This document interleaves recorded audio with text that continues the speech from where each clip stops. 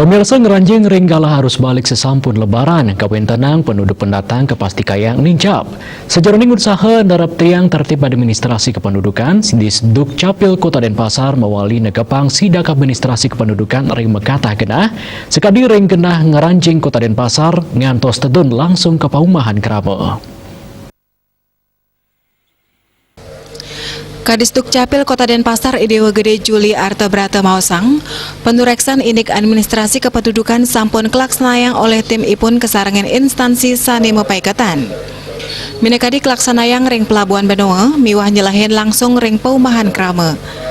Ring pengawetnya ini ketujuan ring desa Dauh Puri Klod, tim Disdukcapil kesarangin aparat desa Irike nyelahin margi Irike majeng penduduk non permanen, sesampun usan galah liburan lebaran warsane mangkin.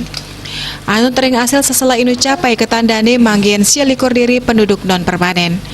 Pemargian seselah inu cap membuat pisan kemargiang antuk nguningayang asapunapi kanan penduduk ring widangan Irike.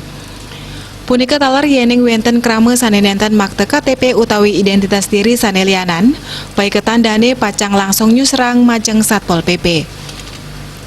Tiosan punika kasih pendataan penduduk di Dukcapil Kota Denpasar Agus Jaya Utama Latarang, indik pendataan boyeje matetujuan untuk ngerarang krame rauh ke Denpasar, nanging krame inuca patut nyangkepin angge melarapan piranti administrasi kependudukan merupa KTP.